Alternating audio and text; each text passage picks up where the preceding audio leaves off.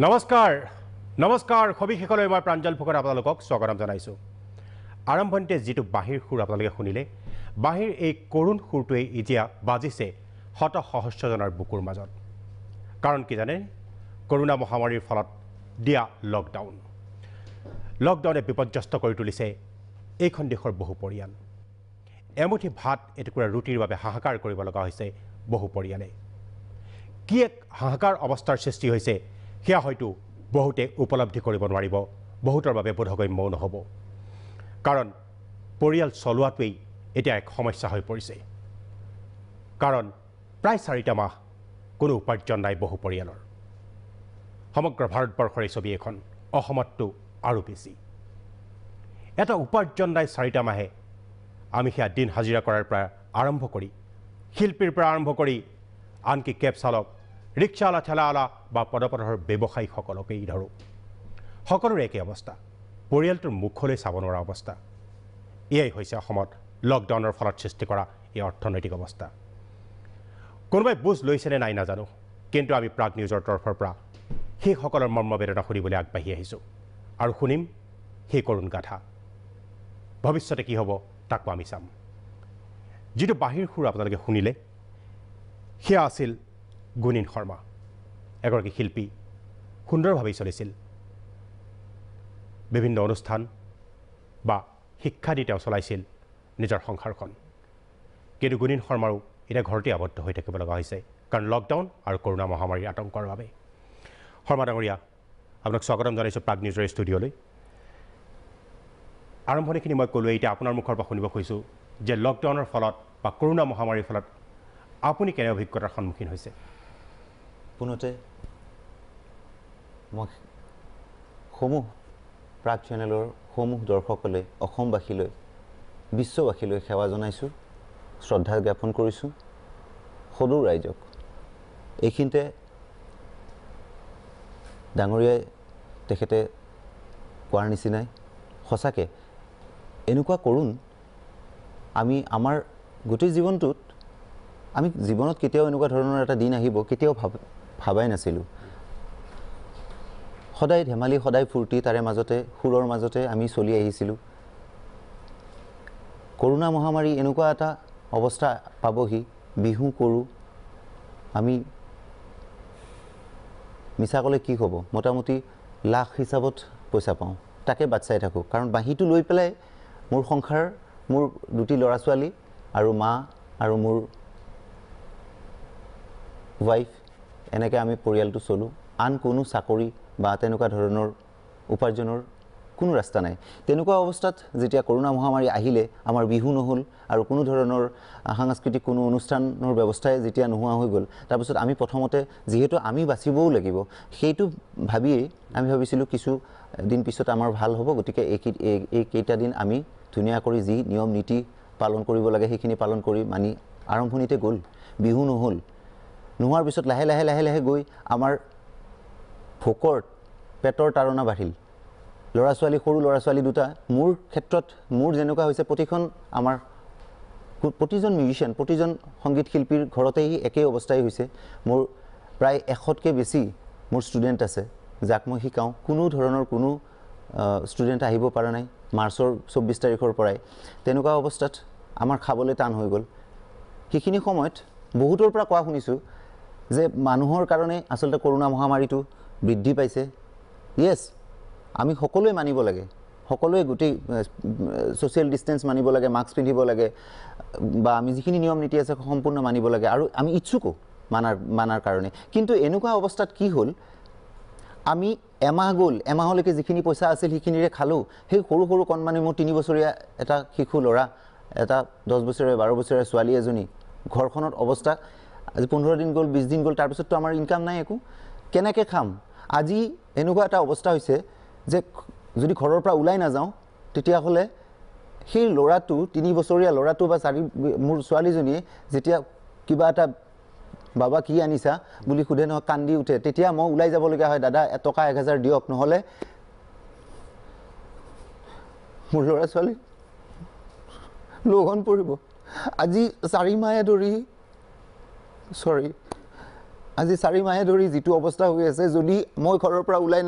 নাহো 1000 টকা বা 500 টকা নানো, খাবলৈ নাই ঘৰত,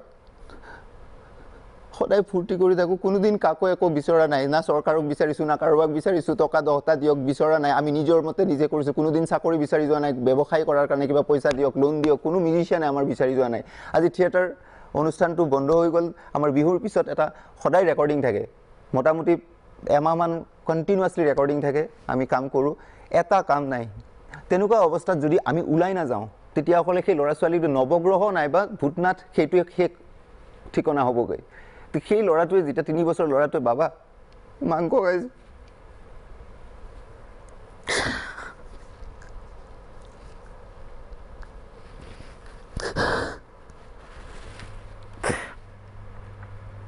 এয়া শৰ্মা ডাঙৰীয়া, আমি নিজেও অতি ব্যথিত, আমি অতি দুখিত। নিশ্চয় ভাল দিন আহিব বুলি আশা কৰোঁ। মাফ কৰিব, মই ক'ব পৰা নাই। নিশ্চয় এইখিনি আপোনাৰ মৰ্মবেদনা এইখিনি, এয়ে আচলতে আজি আপোনাৰ পৰিয়ালে নহয়, বহু পৰিয়ালৰ আজি এয়ে চকু পানী বৈছে, আজি এয়াই দশা হৈছে। নিশ্চয় আমি সমভাগী আপোনাৰ এই দুখৰ। কি কৰিব, পৰিৱেশ আৰু পৰিস্থিতি এনেকুৱা এটা পৰ্যায়লৈ গুচি গ'ল, আজি ইয়াৰ বাহিৰে আৰু কোনো উপায় নাইকিয়া হৈছে। আমি পুনৰ শুনিম এই কথা, কিন্তু এটা বিৰতি ল'ব লগা হৈছে।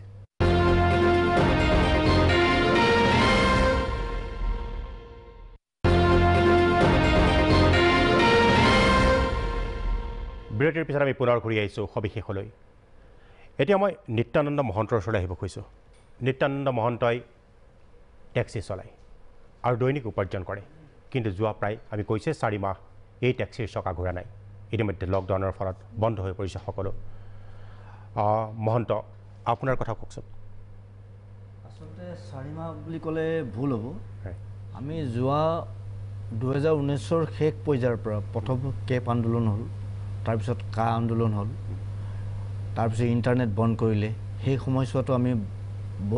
আমাৰ ব্যৱসায় বহুত ধৰণে আমি লোকচান হ'ল। তাৰপিছত আহিল কৰোণা। এই কৰোণাৰ মহামাৰীৰ পৰিপ্ৰেক্ষিতত আমি এখন গাড়ী কিনিছিলোঁ, আমি লোনত, আমি এটা বিত্ত প্ৰতিষ্ঠানৰ পৰা লোনত আমি গাড়ীখন কিনি আমাৰ দৈনিক আমি 18 ঘণ্টাৰ পৰা 18 ঘণ্টা 20 ঘণ্টালৈকে আমি গাড়ীখন চলালে আমি তাৰ বিনিময়ত 700 বা 800 টকা এটা আমাৰ উপাৰ্জন হয়, আৰু তেনেকৈ আমি আমাৰ ঘৰখন, আমাৰ পৰিয়ালটি আমি পোহপাল দি আছিলোঁ। কিন্তু পৰিতাপৰ কথা, মহামাৰী কৰোণাৰ এই লকডাউনে আজি 4 মাহ আমি কিদৰে জীয়াই আছোঁ, এই অনুভৱটো কেৱল ভুক্তভোগী আমাৰ দৰে চালকসকলেহে গম পাব। কেনেকৈ চলিছে আপোনাৰ পৰিয়ালটো এতিয়া? আমাৰ পৰিয়ালটো আমি আজি 4 মাহ ঋণ লৈছোঁ, কাৰোবাৰ পৰা ঋণ লৈ চলিছোঁ। মাজতে মই অসম চৰকাৰৰ পশুধন বিভাগত আপোনাৰ মাংস বিক্ৰী কৰিব দিছিলে, তাৰ পৰা আমাক ক'লে যে আপোনালোকে 20 টকা বা 30 টকাৰ কিবা এটা ডেলিভাৰী চাৰ্জ ল'ব। তেনেকৈ আমি এমাহ দিন ধৰি পশুধনৰ পৰা ছাগলী মাংস, মুৰ্গী মাংস, কণী ঘৰে ঘৰে বিতৰণ কৰি যি 300-400 টকা আমি পাইছিলোঁ, সেই দি আমি প্ৰথম এমাহ যেন তেন চলিলোঁ। তাৰপিছত পশুধন বিভাগৰ তেওঁলোকে আচল মুনাফাটো তেওঁলোকেই খাই দিয়ে। গভৰ্ণমেণ্টে ডিক্লাৰেশ্যন দিছে ছাগলী মাংসৰ 650 টকা কিলো, কিন্তু আমি 650 টকাৰ ওপৰ ল'ব গ'লে আমি ৰাইজৰ ৰোষত পৰোঁ, আৰু নল'লে আমি আমাৰ পকেটৰ গাঁঠিৰ ধৰণেৰে আমি তেল ভৰাই আমি ঘৰে ঘৰে বিনামূলীয়া বিতৰণ কৰিব লগা হয়। মই এতিয়া অকণমান নৰেন ৰাজবংশীক সুধিব খুজিছোঁ। নৰেন ৰাজবংশী হৈছে পদপথ ব্যৱসায়ী সন্থাৰ তেখেত সভাপতি সদৌ অসম। ৰাজবংশী ডাঙৰীয়া, পদপথৰ যিসকল ব্যৱসায়ী আছিলে তেওঁলোকৰো সেই একেই অৱস্থা। লকডাউন আৰু কৰোণা মহামাৰীয়ে তেওঁলোকৰো ভাতমুঠিৰ বাবে চিন্তা কৰিছিল। তেওঁলোকৰ এনেকুৱা এটা পৰ্যায়লৈ লৈ গৈছে, তেওঁলোকে এসাঁজ খালে বা এসাঁজো খাব নোৱাৰা অৱস্থালৈ লৈ গৈছে তেওঁলোকক। এই সম্পৰ্কত আপোনালোকৰ সেইসকল লোকে, পদপথৰ ব্যৱসায়ীসকলে কেনেদৰে চলিছে বা তেওঁলোকৰ আজি অৱস্থাটো কি? নমস্কাৰ। আজি যদি লক্ষ্য কৰে আমাৰ পথ ব্যৱসায়ী, যিসকল পথ ব্যৱসায়ী আছে তেওঁলোকৰ অৱস্থা তথৈবচ। আমাৰ শৰ্মা ডাঙৰীয়াৰ নিচিনা যেনেকুৱা তেওঁৰ মিউজিচিয়ানৰ যেনেকুৱা অৱস্থা, তেওঁ আজি শোকাকুলভাৱে তেওঁৰ মনৰ মৰ্মবেদনা যিখিনি প্ৰকাশ কৰিছে আমাৰ মহন্ত ডাঙৰীয়াই ক'লে। তে এতিয়া আমি কেনেকৈ চলি আছোঁ সেইটো প্ৰত্যেক মানুহে নিজাকৈ প্ৰত্যেকেই জানে কিন্তু ইয়াৰ কিবা সমাধান আছে নেকি চৰকাৰে কিবা ইয়াৰ আমাৰ সমাধান কৰি দিব নেকি সেইটো এতিয়া আমাৰ প্ৰশ্ন হৈছে আমাৰ মনত উদয় হৈছে আজি ডাঙৰে আমাৰ মহন্ত ডাঙৰে কোৱা নিচিনা যে 4 মাহ ক'লে ভুল হ'ব সঁচা কথা কা কেব কা এনেকৈ আহি যি সমস্যাত পৰিণত হৈছে এতিয়া পথ ব্যৱসায়ীসকলৰ আৰু পথ ব্যৱসায়ীসকলৰ যিসকল আমাৰ গুৱাহাটীৰ বাহিৰৰ পথ ব্যৱসায়ী আছে তেওঁলোকে এনেকুৱা সময়ত ফচি গৈছে গুৱাহাটীত এতিয়া তেওঁলোকে না দোকান কৰিব পাৰে না ঘৰ ভাড়া দিব পাৰে আনকি তেওঁলোকৰ BPL কাৰ্ডো নাই BPL কাৰ্ড নাথাকিলে তেওঁলোকে ইয়াত চাউল তাউল সুবিধাটো নাপায় আৰু BPL কাৰ্ড নাথাকিলেও যিসকলৰ ইয়াত ভোটাধিকাৰ আছে তেওঁলোকে হয়তো পায় কিন্তু প্ৰত্যেকৰে ইয়াৰ মেক্সিমাম মানুহৰ ইয়াত ভোটাধিকাৰ নাই গতিকে আৰু যদি লক্ষ্য কৰে যোৱাকালি যিটো আমাৰ শিথিলতা বুলি আনিছে পথ ব্যৱসায়ীৰ ক্ষেত্ৰত একো শিথিলতা নাই পৰিয়ালবিলাকৰ খবৰ আপোনালোকে ৰাখিছেনে সংস্থাৰ ফালৰ পৰা হয় আমি পৰিয়ালবিলাকৰ খবৰ মানে কেনেকৈ ৰাখিছোঁ আমাৰ গুৱাহাটী মহানগৰীত আমাৰ 57টা ব্ৰাঞ্চ কমিটি আছে তো আমি ব্ৰাঞ্চ কমিটিখিনি আমি ইজনে সিজনে এনেকৈ লগে কথা পাতোঁ আমি কোনে কেনেকৈ চলিছা আৰু যোৱা এইটো লকডাউনত নহয় তাৰ আগৰ লকডাউনত আমাক চৰকাৰীভাৱে আমি আজিলৈকে এটা আলু বা এটা পিঁয়াজো পোৱা নাই এজ এ ষ্ট্ৰীট ভেণ্ডৰ মানে পথ ব্যৱসায়ী হিচাপে আমি এটা আলু বা এটা পিঁয়াজো আমি চৰকাৰৰ ফালৰ পৰা পোৱা নাই কিন্তু যিসকল BPL কাৰ্ড আছে তেওঁলোকে হয়তো পাইছে যা হোক এটা কিন্তু আমাক কিছুমান NGOৰ দ্বাৰাই আমি পথ ব্যৱসায়ীসকলৰ মাজত প্ৰায় 6,000 6,500 মানুহৰ মাজত আমাৰ একশ্যন এইড ষ্টেপ তাৰপিছত অকণমান ৰখাব খুজিছোঁ এইখিনিতে আমি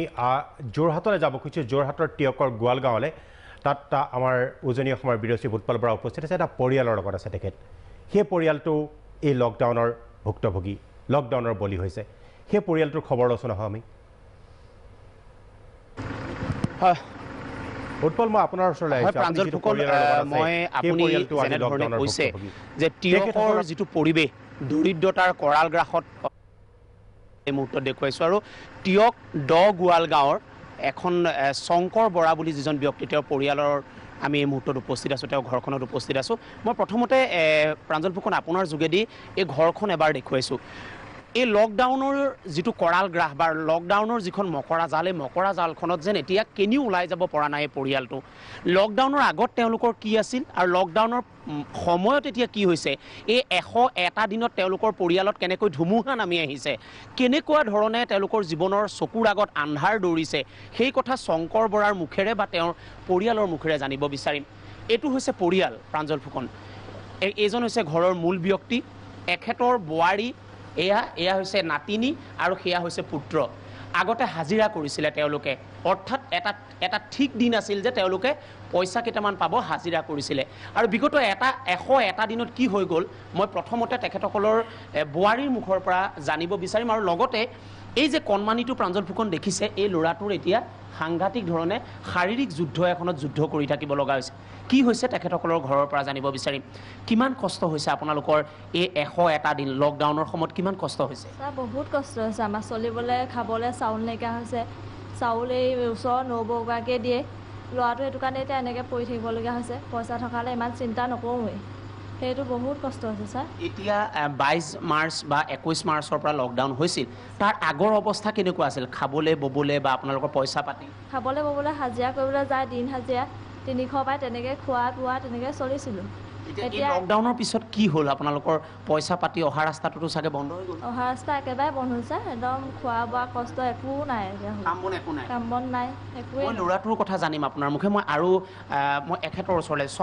শংকৰ আপোনাৰ ওচৰলৈ কি অৱস্থা কি কৰে এতিয়া আপুনি এতিয়া মই মাংস দোকান দি আছোঁ মোৰ দাদা এজনে খুলি দিছে ওচৰৰ এইকণতে আছে দাদা মাংস দোকানখন কেতিয়াৰ পৰা আৰম্ভ কৰিলে আপোনাৰ 10 দিনমান হৈছে কোনে খুলি দিছে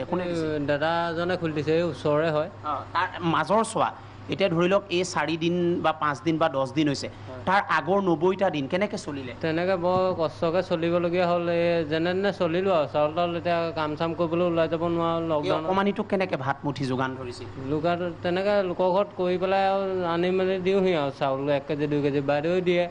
এই দাদাজনে বহুত সহায় কৰি দিছে এই লকডাউন যে হ'ল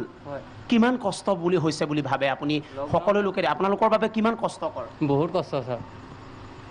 এতিয়া কি ক'ব এতিয়া মই মাংস দোকানখন দি চলি আছোঁ আৰু ক'ত দিছে দোকানখন এই ওচৰতে দোকান এখন দিছে তাৰ ছাইডতে দি কিনে নাই মানুহে কিনিছে নাই? মানুহে কিনে কেতিয়াবা বজাৰ বেয়াও হয় কেতিয়াবা ভালো হয় ইমান এটা ভাল নহয় মানে হাজিৰা কৰিবলৈ হ'লে ভাল হয় আৰু আগতে কেনেকুৱা আছিল ধৰি লওক মাৰ্চ মাহৰ 21-22 তাৰিখৰ পৰা লকডাউন দিছে তাৰ আগত আপুনি কাম কৰিবলৈ পাইছিল পাইছিলোঁ তেতিয়া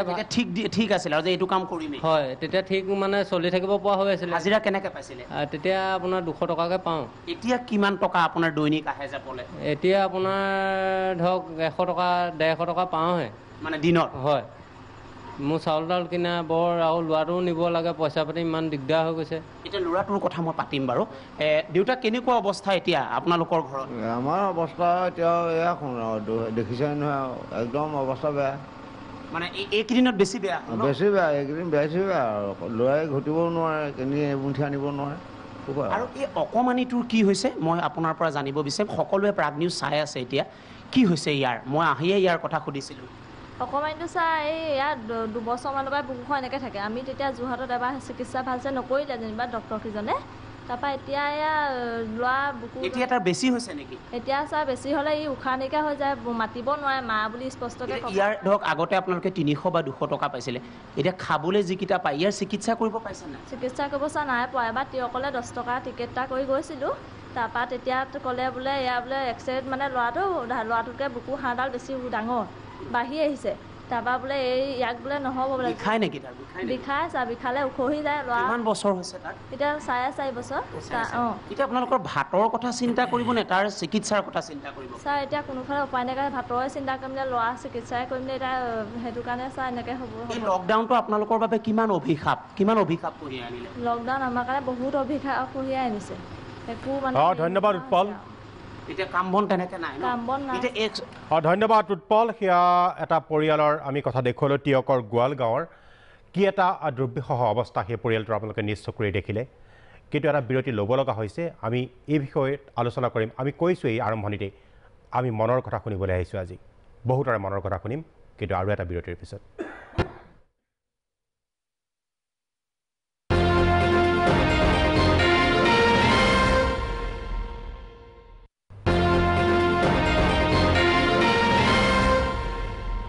বিৰতিৰ পিছত আমি পুনৰ ঘূৰি আহিছোঁ এই আলোচনাৰ মাজলৈ আমি কৈ আছোঁ যে ইতিমধ্যে এই লকডাউনে বহু পৰিয়ালৰ জীৱনলৈ অমানিশা নমাই আনিছে খাবলৈ এমুঠি ভাত নাই এটুকুৰা ৰুটি নাই কাৰণ ইতিমধ্যে সামগ্ৰিকভাৱে গোটেই ব্যৱস্থাটোৱেই ৰাজহাড় ভাঙি পৰিছে কাৰণ অৰ্থনৈতিক অৱস্থাটোৰ কথা সকলোৱে জানে চাকৰি নোহোৱা হৈছে উপাৰ্জন নোহোৱা হৈছে কমি গৈছে উপাৰ্জন আমি এতিয়া এই অনুষ্ঠানৰ জৰিয়তে সবিশেষৰ জৰিয়তে আমি সেইসকলৰ মনৰ বেদনা শুনিব খুজিছোঁ আৰু এই বেদনাখিনি দিল্লী বা দিছপুৰে শুনে নাই আমি সেইটো নাজানো কিন্তু আমি শুনিবলৈ আগবাঢ়ি আহিছোঁ এতিয়া আমাৰ লগত আছে ইছমাইল আলী ডাঙৰীয়া তেখেত সদৌ অসম কেব অপাৰেটৰ সন্থাৰ তেখেত সভাপতি যিসকলৰ টেক্সিৰ চকা ঘূৰিছিল আৰু সেই টেক্সিৰ চকা ঘূৰাৰ বাবেই তেওঁলোকৰ চৰুলৈ জাল গৈছিল সন্ধিয়া কিন্তু এতিয়া প্ৰায় 3 মাহ ধৰি সেই টেক্সিৰ চকা ঘূৰা নাই কোনোবাই খবৰ ৰাখিছেনে সেই যে ওলা উবেৰৰ চালকসকল কেনেদৰে চলিছে মোবাইল টিপিলে আপোনাৰ ঘৰৰ মুখত হাজিৰ হৈ যোৱা সেই চালকসকল আজি কেনেদৰে চলিছে তাৰ খবৰ কোনে ৰাখিছে কিন্তু আমি প্ৰাগ নিউজে আমি সবিশেষে ৰাখিছোঁ মই আলী ডাঙৰীয়াৰ ওচৰলৈ আহিছোঁ কওকচোন কেনেকৈ চলিছে আপোনালোকৰ সেই চালকসকল মই নমস্কাৰ জনাইছোঁ প্ৰাগ নিউজৰ সমূহ কৰ্মকৰ্তালৈ আৰু অসমবাসী ৰাইজলৈ আজি যিটো লকডাউন চলি আছে লকডাউনটো নিম্ন মধ্যবিত্ত শ্ৰেণীৰ মানুহখিনিৰ কাৰণে আমি যিখিনি নিম্ন মধ্যবিত্ত শ্ৰেণীৰ মানুহ আছোঁ সেইখিনিৰ কাৰণে এক অভিশাপ স্বৰূপ হৈ পৰিছে কাৰণ লকডাউন আমি 4 মাহ লকডাউন হোৱা বুলি আমি অনুমান কৰি আছোঁ কিন্তু 4 মাহ লকডাউন 6 মাহ আমাৰ লকডাউন হৈছে বুলি আমি ক'ব লাগিব কাৰণ কিয় প্ৰথম যেতিয়া আমাৰ কেব আন্দোলন কা আন্দোলন হ'ল যোৱা জানুৱাৰী মাহৰ পৰাই আজি 6 মাহ প্ৰায় 6 মাহে হ'ল সেই 6 মাহৰ ভিতৰত আমি গোটেই যিখিনি শ্ৰমিক আছোঁ বিশেষকৈ যদিও সকলোৰে ক্ষতিসাধন হৈয়ে আছে বিশেষকৈ মই ক'ব বিচাৰোঁ যিখিনি আমাৰ মটৰ শ্ৰমিক আছোঁ যিয়ে মানে বেংকৰ পৰা লোন লৈ গাড়ী এখন লৈ চলাই আছোঁ সেইখিনি শ্ৰমিকখিনিৰ বেছি ক্ষতিসাধন হোৱা বুলি মই ভাবোঁ কাৰণ আজি গাড়ী এখন কিনি লৈ আমি যেতিয়া আমি ঘৰত পেলাই থৈ দিছোঁ গাড়ীখনো আমাৰ মামৰে খাই আছে আৰু গাড়ীখনৰ EMIৰ কথা আছে গাড়ীৰ নথি পত্ৰ নৱীকৰণৰ কথা আছে সেইবিলাক ক্ষেত্ৰতো আমাৰ বহুত ক্ষতিসাধন হৈ আছে আজি লকডাউনৰ ফলত আজি চৰকাৰে যিটো লকডাউন হৈছে আমি লকডাউনক আমি মানি লৈছোঁ এই লকডাউন যিহেতু চৰকাৰে আমাৰ কৰোণা ভাইৰাছৰ পৰা পৰিত্ৰাণ পোৱাৰ কাৰণে লকডাউন দিছে কিন্তু এই ক্ষেত্ৰত চৰকাৰে কিন্তু যিখিনি আমাৰ শ্ৰমিক আছোঁ যিখিনি নিম্ন মধ্যবিত্ত শ্ৰেণীৰ মানুহ আছোঁ সেইখিনি মানুহক কিন্তু চৰকাৰে কোনো ধৰণৰ গুৰুত্ব প্ৰদান কৰা দেখা নাই সেইকাৰণে আমি চৰকাৰক বাৰে বাৰে আমি অনুৰোধ কৰি আহিছিলোঁ এনেকুৱা কিবা উদাহৰণ আছে নেকি আপোনালোকৰ এই কেব চালকসকলে কেনেদৰে চলিছে আজি চাওক তেনেকৈ খবৰ ৰাখিছোঁ আমাৰ কেব চালকে যিখিনি কেব চালক আছে বহুতক ফোন কৰি সুধিছোঁ কিছুমানে আনকি নিজৰ স্পেয়াৰ টায়াৰটো বিক্ৰী কৰি নিজৰ পৰিয়ালটোৰ কাৰণে চাউল কিনি আনা মানে উদাহৰণ আমাৰ আছে আৰু অন্য ঘৰৰ মানুহৰ ঘৰত গৈ মোক আনকি টেলিফোন যোগেও কৈছে যে মই মোৰ কাষৰ ঘৰৰ মানুহৰ পৰা মই 1 পোৱা চাউল আনি মোৰ নিজৰ পৰিয়ালটো চলালোঁ আনি কান্দি কান্দি মোক টেলিফোন যোগে মোক জনায় সেই বিষয়ে তাৰপিছত মই চৰকাৰৰ আমি ঘৰত বহি নিজে প্ৰতিবাদ কৰিছিলোঁ আৰু মুখ্যমন্ত্ৰী মহোদয়কো আমি স্মাৰক পত্ৰ যোগে এই বিষয়ে অৱগত কৰিছিলোঁ আমি আপোনালোকৰ সংবাদ মাধ্যম যোগেও আমি চৰকাৰক বহুত বাৰম্বাৰ অনুৰোধ কৰি আছিলোঁ কিন্তু চৰকাৰে আমাক এটা ফুটা কৰি দিবলৈ আমাৰ সক্ষম নহ'ল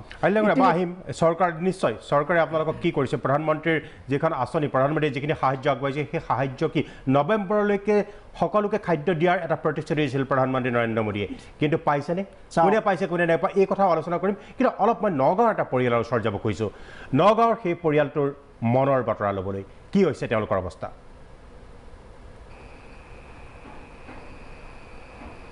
অজিত মই আপোনাৰ ওচৰলৈ আহিছোঁ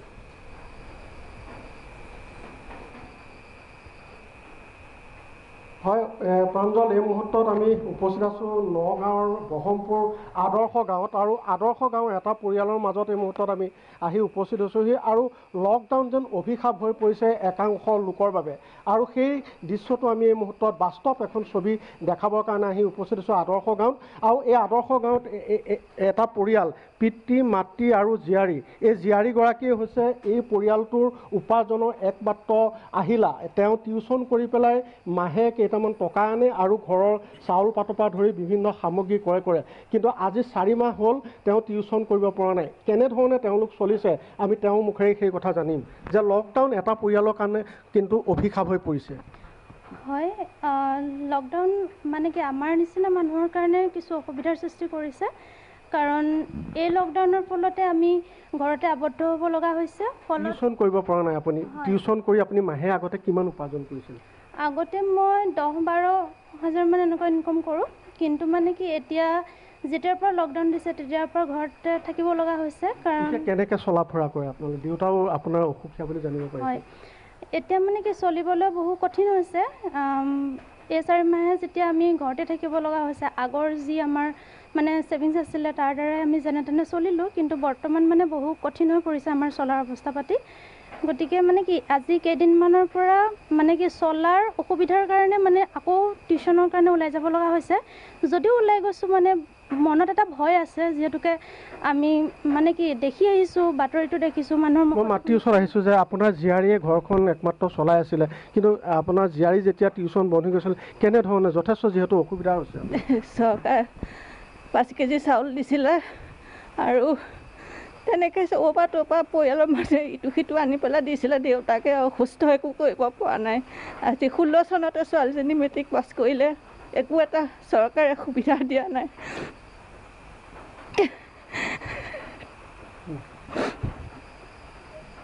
কান্দোলত ভাগি পৰিছে কিমান অভিশাপ হ'ব পাৰে লকডাউন কিছু সংখ্যক পৰিয়ালৰ কাৰণে আৰু প্ৰাঞ্জল মই এটা কথা ক'ব বিচাৰিছোঁ এই যিখন গাঁও আদৰ্শ গাঁও নামতহে এখন আদৰ্শ গাঁও ইয়াত চাকৰিয়াল বুলিবলৈ এজনো নাই এই গাঁওখনৰ সকলো লোকৰ ঘৰতে কিন্তু এই মুহূৰ্তত এনে পৰিৱেশ বিৰাজমান আপুনি কওক আৰু কি ক'ব বিচাৰে চৰকাৰ কি আহ্বান জনাব চৰকাৰক সেইটোৱে আহ্বান জনাইছোঁ আমাৰ গৰীব দুখীয়া মানুহক ছোৱালী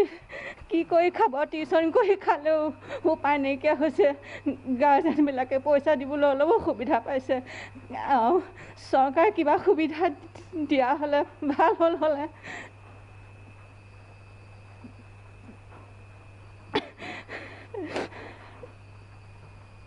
কিমান আৱেগ আৰু কিমান ক্ষোভ আপুনি অকণমান আগলৈ আহিব আপুনি অসুখীয়া বুলি শুনিছোঁ ঔষধ পাতি কেনেধৰণে কৰি গৈছে খোৱা বোৱা চেপ্টাৰটো বাৰু মই কিছু বাদেই দিলোঁ ঔষধ পাতি এতিয়া পোৱা নাই বৰ্তমান ভালকৈ আৰু মোৰ ছোৱালীজনী আজি 2016তে BA পাছ কৰিলে ফাৰ্ষ্ট ক্লাছত মাধৱী ছাত্ৰী আজি চাকৰি পাব লাগে কিন্তু এতিয়ালৈকে পোৱা নাই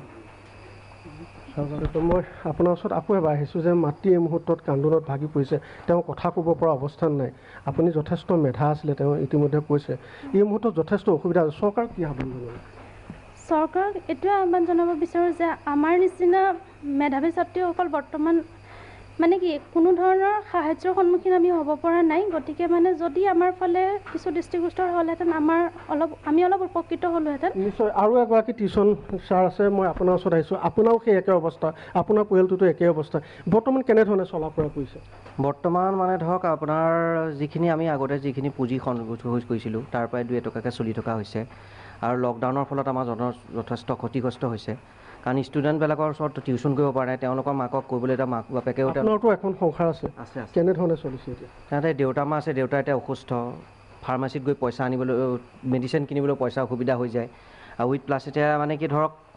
চলাৰ অসুবিধা এটা হয় মানে ধৰক আপোনাৰ পইচা পাতি তেতিয়া ষ্টুডেণ্ট এটা ওচৰত ঘৰ পালে টিউশ্যন আহিবা নেকি ক'তে মাক বাপেকে ক'ব যে টিউশ্যন নিব নোৱাৰোঁ লকডাউন আৰু চৰকাৰী নিয়ম অনুযায়ী আমি নিয়ম মানি চলিবই লাগিব আৰু এতিয়া ধৰক আপোনাৰ কিনিবলৈ গ'লেওতো পইচা লাগিব মেডিচিন এটা কিনিবলৈ গ'লেও আৰু নিজৰ পকেট মানি লাগেই সংসাৰ চলাবলৈ বিৰাট যথেষ্ট আৰু সমান্তৰালভাৱে বহিৰাজ্যত যিসকল কৰ্মৰত আছিলে বিভিন্ন কোম্পানীত সেইসকল লোক এতিয়া ঘৰলৈ আহিছে তেওঁলোকো কৰ্মহীন হৈ পৰিছে তেওঁলোকৰ পৰিয়ালতো একেই অচলাৱস্থা আপুনি বহিৰাজ্যত কৰ্মৰত আছিলে অকণ আগলৈ আহিলে সুবিধা হ'ব এই মুহূৰ্তত কেনেধৰণে চলা ফুৰা কৰিছে এই মুহূৰ্তত বৰ্তমান মই দিন হাজিৰা কৰি আছোঁ দিন হাজিৰা কৰি থাকিবলৈ যাওঁতে অলপ অসুবিধাৰ সন্মুখীন হৈ পৰিছোঁ লকডাউনটোৱে অলপ আমাক বহুত ক্ষতি কৰিছে সেই হেতুকে অলপ চৰকাৰে ভাল সুবিধা দিলে আমি আপোনালোকে চৰকাৰে যি চাউল আৰু দালি দিছিলে সেয়া পাইছিলনে নাই পাইছিলোঁ চৰকাৰে দিয়া 5 কেজি আমি 3টা মানুহ 15 কেজি পাইছিলোঁ আৰু চাউল 1 কেজি পাইছিলোঁ দালি 1 কেজি পাইছিলোঁ আৰু সিমানে পাইছোঁ আৰু 500 টকা যিটো দিছিলে সেইটো পাইছোঁ আৰু ইমানে পাইছোঁ চৰকাৰৰ ফালৰ পৰা সাহায্য বাকী যি কিছু দল সংগঠন বা কিছু সংখ্যক লোক যে আহিছিলে বা বিভিন্ন দলৰ তেওঁলোকে আপোনালোকক সাহায্য দিছিলে নাই এতিয়ালৈকে আমাৰ তেনেকুৱা দল গঠনৰ কোনো আহি আমাক সহায় কৰাহি নাই দিয়াহি ধন্যবাদ অজিত সেয়া নগাঁৱৰ এটা পৰিয়ালৰ আমি কথা আপোনালোকক শুনালোঁ আমি মনৰ খবৰ ল'বলৈ গৈছিলোঁ কি এটা অৱস্থা হৈছে টিউশ্যন কৰি সেই পৰিয়ালটো পোহপাল দিছিল এগৰাকী কন্যাই কিন্তু আজি সেই পৰিয়ালটোৰ পোহপালৰ অসুবিধা হৈছে আমি পুনৰ বিৰতি ল'ব লগা হৈছিল আমি বিৰতি লোৱাৰ ইমান মন নাছিল কিন্তু আমি পুনৰ ল'ব লগা হৈছে কিন্তু তাৰপিছত আমি আকৌ শুনিম সেইসকলৰ কৰুণ গাথা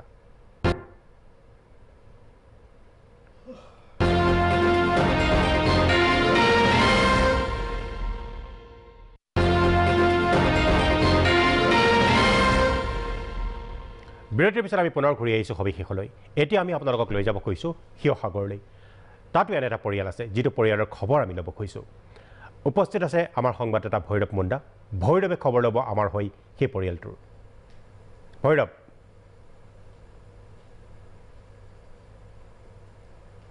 হয় প্ৰাঞ্জল লকডাউনে আনি দিয়া হুমনীয়া আৰু এই হুমনীয়াহৰ পিছত দেখা গৈছে যিসমূহ পৰিয়াল দৰিদ্ৰ পৰিয়ালৰ পানীত হাঁহ নচৰাই এক পৰিৱেশ ৰচনা হৈছে আৰু এনেকুৱা এটা পৰিয়ালকে আমি আহিছোঁ এই এটা পৰিয়ালৰ ওচৰলৈ মই মুৰব্বীগৰাকীৰ পৰাই আচলতে জানিব বিচাৰিছোঁ কি ক'ব লকডাউনে যি সংকটৰ সৃষ্টি কৰিছে এই সংকটৰ সম্পৰ্কত কি ক'ব মই এজন শিৱসাগৰ কেন্দ্ৰীয় বজাৰৰ ক্ষুদ্ৰ ব্যৱসায়ী গতিকেলৈ মোৰ ক'বলগীয়া মানে কি মোৰ এতিয়া বৰ্তমান ব্যৱসায় বাণিজ্য একেবাৰে বেয়া আৰু 100ৰ ভিতৰত আপোনাৰ 30% মানুহে বজাৰৰ ভিতৰত সোমায় আৰু দ্বিতীয় কথা হ'ল কি চৰকাৰে আমাক অকল চাউলহে দিছে বাদ বাকী আমাৰ আৰ্থিক দিশ বৰ সুবিধাজনক নহয় ল'ৰা ছোৱালীৰ কাৰণে এটা এণ্ড্ৰইড মোবাইল কিনি দিব পৰা নাই, যিহেতুকে অনলাইনত আমাৰ পঢ়া শুনা চলি আছে। আৰু এই সংক্ৰান্তত ব্যৱসায় বাণিজ্য নহ'লে আমি এসাঁজ খালে ইসাঁজলে আমি চিন্তা কৰিবলগীয়া হৈছে। আৰু গতিকেলৈ তেনেকুৱা ধৰণৰ খেতি পথাৰো নাই যে মাটি কিবা খেতি কৰি পেলাই আমি কিবা এটা উপাৰ্জন কৰিম বুলি। গতিকেলৈ অকল ব্যৱসায়খনৰ ওপৰতে আমি এই 8টা প্ৰাণী চলোঁ। গতিকেলৈ আমাৰ এই মানুহখিনিৰ ওপৰত চৰকাৰে কি চিন্তা কৰিছে, আৰু চৰকাৰে কৈছে যে আপুনি আৰু নিউজতবিলাকত আমুকটো দিছোঁ তামুকটো দিছোঁ, কিন্তু আমি বৰ্তমানলৈকে আমি একো পোৱা নাই। আমি 2 দিন বজাৰত আপুনি বজাৰ বন্ধ কৰি ৰাখিলোঁ। তেওঁৰ বজাৰ বন্ধ কৰাৰ পাছত আমাৰ পৌৰসভাৰ ফালৰ পৰা আপোনাৰ পাছবুক ল'লে, লাইচেঞ্চ ল'লে, কিন্তু আজি কোপতিও আমি এটকাও পইচা আমাৰ একাউণ্টত নোসোমালে।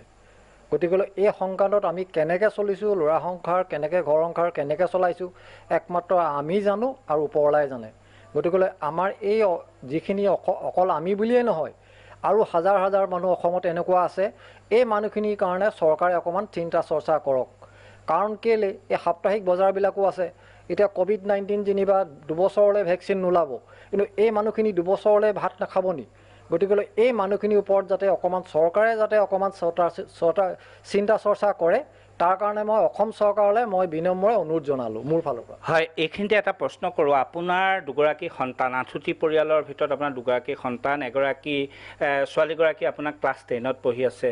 ল'ৰাজন 8ত পঢ়ি আছে। তেওঁলোকৰ পঢ়াৰ ক্ষেত্ৰত বা তেওঁলোকৰ দিনটোত যিখিনি ব্যয় হয় বা আপোনালোকে যিখিনি পঢ়াৰ ক্ষেত্ৰতেই হওক বা খোৱা বোৱাৰ ক্ষেত্ৰতে হওক খৰচ কৰিব লগা হয়, সেইখিনি ব্যয় কেনেকৈ বহন কৰিছে? ব্যয় মানে এতিয়া বৰ্তমান আপোনাৰ মই এটা ছোৱালীজনীক মোবাইল এটা কিনি দিব লাগে, কিন্তু মই বৰ্তমানলৈকে এটা এণ্ড্ৰইড মোবাইল এটা মই কিনি দিব পৰা নাই। আৰু মোৰ মিছেছো ডায়েবেটিছৰ পেচেণ্ট, গতিকেলৈ মই এইখিনিও দৰৱ প্ৰহণ কৰিব লাগে। গতিকেলৈ মোৰ আজি বহুত দিনৰ পৰা এইটো এটা সমস্যা সমাধান মানে কোনো পধ্যেই হোৱা নাই। আৰু এইটো লকডাউন যেতিয়া খুলিব তেতিয়াহে ব্যৱসায়খনে যে ভাল হ'ব। গতিকেলৈ মই চৰকাৰক মোৰ ফালৰ পৰা বিনম্ৰ অনুৰোধ জনাইছোঁ যে আমাৰ লেখীয়া মানুহখিনিক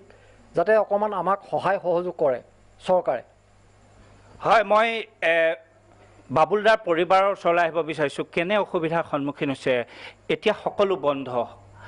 আপোনাৰ পৰিয়ালটো এটা উদাহৰণহে। এনেকুৱা শত সহস্ৰ পৰিয়াল আছে যিটো পৰিয়ালত আচলতে এই লকডাউনে এক প্ৰকাৰ অমানিশা নমাই আনিলে, আন্ধাৰ নমাই আনিলে। ল'ৰা ছোৱালীৰ শিক্ষা দীক্ষাটো গৈছেই, তাৰোপৰি এবেলা এমুঠি খালে পিছৰ বেলালৈ এসাঁজ ভাত খাবৰ কাৰণে চিন্তা কৰিব লগা পৰিস্থিতি হ'ল। কি ক'ব এই সম্পৰ্কত? মই কি ক'ম, মানুহজনৰ কেমন চাইহে মই ঘৰ চলাব লাগিব। এতিয়া ল'ৰা ছোৱালীক যেনেকুৱা বিচাৰিছে তেনেকৈ দিব পৰা নাই। চৰকাৰে একো চাউল মুঠিৰ বাহিৰে একোৱেই দিয়া নাই। ল'ৰা ছোৱালী এতিয়া পঢ়াৰ কাৰণে মোবাইল লাগে, নেটত নেট ভৰাবলৈও আমাৰ পইচা নাই। হয় প্ৰাঞ্জল, এয়াই আচলতে পৰিৱেশ। মই বাহাৰক অনুৰোধ কৰিম, এইজন হ'ল এই পৰিয়ালটোৰ একমাত্ৰ ভৰসা ল'ৰা। তেওঁ 8ম শ্ৰেণীত পঢ়ি আছে, কিন্তু তেওঁৰ যি অনলাইন শিক্ষাৰ কথা কোৱা হৈছে, এই অনলাইন শিক্ষা গ্ৰহণ কৰিবলৈ কিন্তু তেওঁৰ এটা এণ্ড্ৰইড মোবাইলৰ অভাৱ। এই পৰিয়ালটোৱে যোগান ধৰিব পৰা নাই। মই পুনৰ কওঁ যে এই পৰিয়ালটো এটা উদাহৰণহে। শিৱসাগৰত এনে আচলতে যদি যোৱা যায় ৱাৰ্ডে বা পঞ্চায়তে যদি যাওঁ, গাঁৱে গাঁৱে যাওঁ, এনেকুৱা অজস্ৰ পৰিয়াল আছে যি পৰিয়ালসমূহে এই লকডাউনৰ সময়ত কিন্তু তেওঁলোকৰ গোটেই পৰিকাঠামোটো ভাঙি থানবান হৈ গ'ল, তেওঁলোকৰ সপোনবিলাক ভাঙি থানবান হৈ গ'ল। মই এই শিক্ষাৰ্থীগৰাকীৰ পৰা জানিব বিচাৰিম, কেনেকুৱা অসুবিধা হৈছে? এতিয়াতো আমাৰ এনেকৈ ক্লাছ হোৱা নাই, অনলাইন ক্লাছহে কৰিছে। অনলাইন ক্লাছ কৰিছে যদিও আমাৰ এতিয়া সকলোৰে ওচৰততো মোবাইল নাথাকে। দুখীয়া মানুহবিলাকৰ মোবাইল নাই, স্ক্ৰীন টাচ মোবাইল নাই, এণ্ড্ৰইড মোবাইল নাই। তেনেকুৱাত আমি হোৱাটছআপত অনলাইন ক্লাছ কৰিছে যদিও আমি কৰিব পৰা নাই। আমি এনেকৈ নকৰিলে আমাৰতো এতিয়া CBSE কোনো এনেকুৱা হেৰি দিয়া নাই যে পাছ কৰাই দিব বা এনেকৈ হেৰি কৰা নাই। আমি এতিয়া কেনেকৈ ক্লাছ কৰিম? আমাৰতো কোনো ধৰণৰ একো হেৰিয়ে হোৱা নাই, আমাৰ কোনো ধৰণৰ কোৰ্চ কমপ্লিটে হোৱা নাই। স্কুল বন্ধ হৈ আছে, আমাৰ এতিয়া স্কুলো খোলা নাই। স্কুলৰ হেৰিও নহ'ল যে আমাৰ হেৰি হ'ব বুলি কয়, আমাৰ একো কোৱাই নাই স্কুলৰ ফালৰ পৰা। হয়, মই অকণমান উঠি আহিছোঁ। 10ম শ্ৰেণীৰ ছাত্ৰী তুমি, পঢ়াত কি অসুবিধা হৈছে? এই লকডাউনৰ সময়ত দেউতাই আগৰ দৰে তোমালোকক সা সুবিধাবিলাক দিব পৰা নাই, আৰ্থিক অনাটনত ভুগিছে পৰিয়ালটো। তুমিয়েই নহয়, এনেকুৱা ঢেৰ পৰিয়াল আছে, বহুত পৰিয়াল আছে। এই সময়ত কি সমস্যাৰ সন্মুখীন হৈছে কাৰণ অহাবাৰ তুমি হাইস্কুল শিক্ষান্ত পৰীক্ষা দিব লাগিব হয় মই অহাবাৰ হাইস্কুল শিক্ষান্ত পৰীক্ষা দিম কিন্তু এতিয়া বহুতো অসুবিধা হৈছে আমাৰ কাৰণ আমাৰ অনলাইন ক্লাছ ভালদৰে কৰিব পৰা নাই সাবজেক্টবোৰ বুজিব পৰা নাই তেনেকৈ সেইটো কাৰণে দেউতাইও এণ্ড্ৰইড মোবাইল এটা কিনি দিব পৰা নাই লকডাউনৰ কাৰণে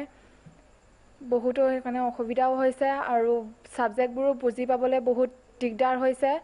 কাৰণ এতিয়াতো সব অনলাইন ক্লাছতে হৈ আছে স্কুল হোৱা নাই মাৰ্চ মাহৰ পৰা স্কুল বন্ধ দিলে আমি স্কুলত ভালকৈ ক্লাছো কৰিব নাপালোঁ হয় প্ৰাঞ্জল আচলতে এআই পৰিৱেশ মই পুনৰ কওঁ যে এইটো এটা পৰিয়ালৰ উদাহৰণহে এনেকুৱা পৰিয়াল বহু আছে এনেকুৱা শিক্ষাৰ্থী বহু আছে এনেকুৱা পৰিয়ালৰ সন্তান অলেখ আছে যিসকলে আচলতে এই লকডাউনৰ যি বিভীষিকা এই লকডাউনে যি সমস্যাৰ সৃষ্টি কৰিলে এই লকডাউনৰ পৰিপ্ৰেক্ষিতত তেওঁলোকৰ আচলতে যি পৰিৱেশ সৃষ্টি হ'ল ইয়াৰ কাৰণে কিন্তু তেওঁলোকে কোনো কাৰণতেই তেওঁলোকৰ যিখিনি শিক্ষাৰ ক্ষেত্ৰত সমস্যা এই সমাধান কৰিব পৰা নাই আৰু এনে পৰিয়ালবিলাকৰ কাৰণে আচলতে চৰকাৰে যিবিলাক ব্যৱস্থা ল'ব লাগিছিল এই ব্যৱস্থা আচলতে ভাষণতে সীমাবদ্ধ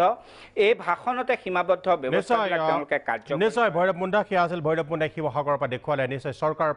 প্ৰসংগ ইয়াতে আহিছে কি কৰিছে নৰেন্দ্ৰ মোদীয়ে কৈছিলে যে নৱেম্বৰলৈকে সকলোকে খাদ্য দিব কিন্তু প্ৰকৃততে পাইছেনে সঁচাকৈ চৰকাৰে চাবনে এইসমূহ পৰিয়ালক কাৰ কি দায়িত্ব সেই সম্পৰ্কে আলোচনা কৰিম কেইটা বিৰতিৰ পিছত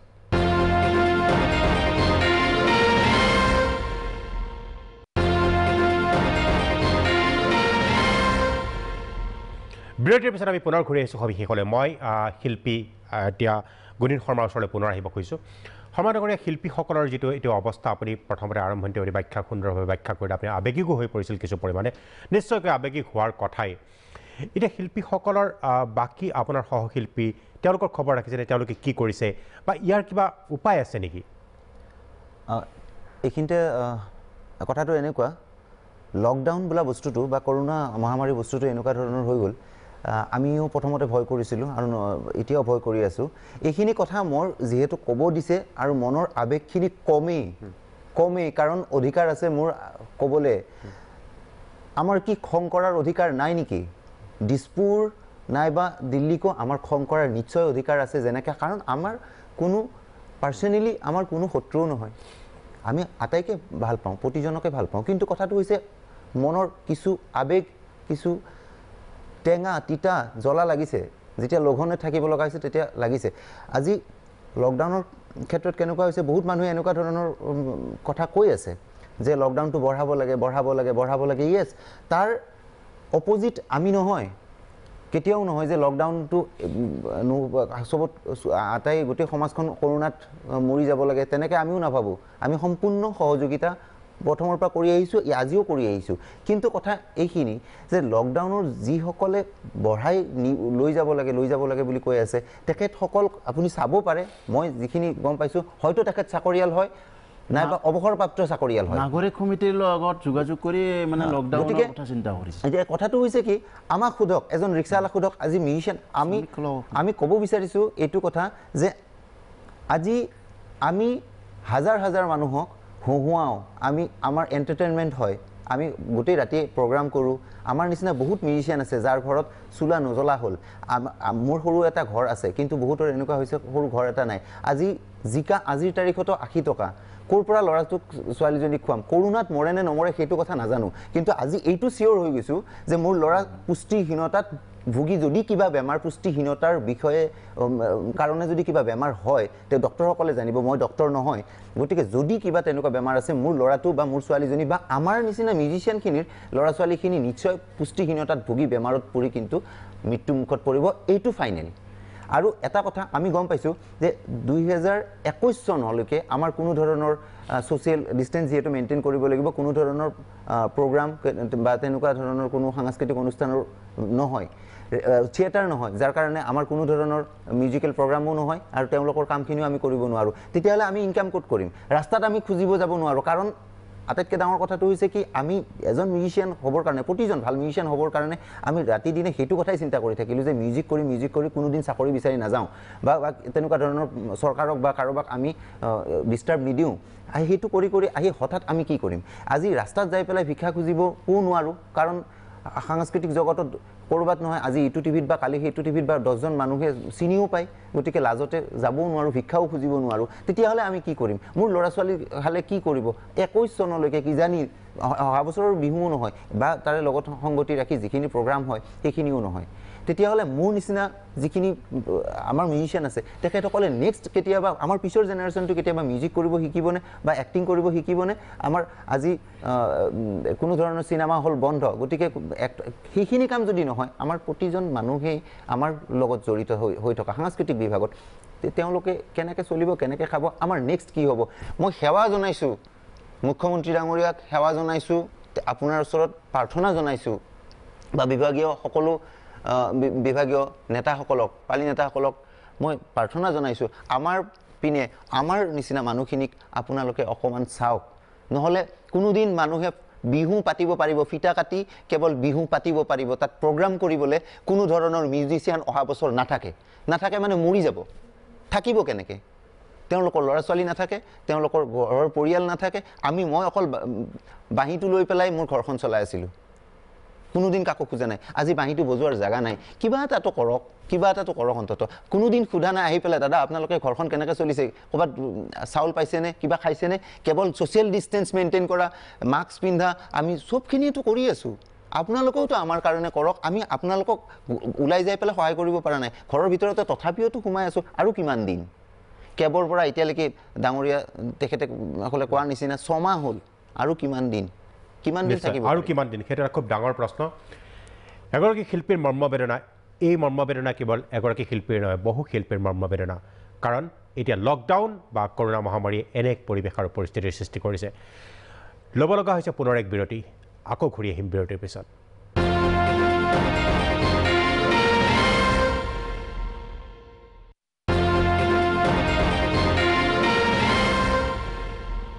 বিৰতিৰ পিছত আমি পুনৰ ঘূৰি আহিছোঁ সবিশেষলৈ মই এতিয়া যাব খুজিছোঁ পদপথ ব্যৱসায়ী সন্থাৰ সভাপতি নৰেন ৰাজবংশীৰ ওচৰলৈ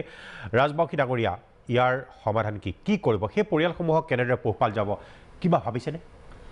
এতিয়া কথা হ'ল কি আমি আমাৰ দুখৰ কথা নকওঁ এতিয়া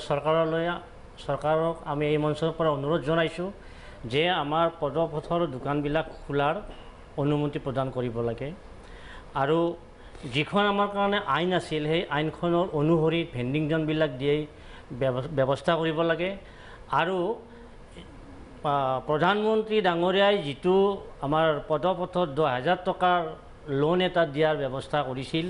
ঘোষণা কৰিছিল এইটো অতি সোনকালে মুকলাই দিব লাগে আৰু মুকলাই দি আমাৰ পদপথৰ ব্যৱসায়ীখিনিক দোকান কৰি সুবিধা দিয়াৰ কাৰণে মই দাবী জনাইছোঁ মই ইছমাইল আলী হুছেইনে শেষ কমেণ্টটো বিচাৰিছোঁ মই সময় অসুবিধাৰ কাৰণে ক'বলগীয়া বহুত আছিল কথা আছে কি মই অসম চৰকাৰ মাননীয় মুখ্যমন্ত্ৰী সৰ্বানন্দ সোণোৱাল ডাঙৰীয়ালৈ মই ক্ষমা বিচাৰি আলী ডাঙৰীয়া আজি পুনৰ আমি আলোচনা কৰিম কিন্তু আজি দেখা গৈছে সময় একেবাৰে শেষ হৈ আহিল সেইকাৰণে অনুষ্ঠান ইমানতে সামৰিব লগা হ'ল আমি কিন্তু সেইসকলৰ মৰ্মবেদনা আমি শুনি থাকিম কেৱল প্ৰাগ নিউজে শুনিব যিসকল আজি এই লকডাউনৰ ভুক্তভোগী ধন্যবাদ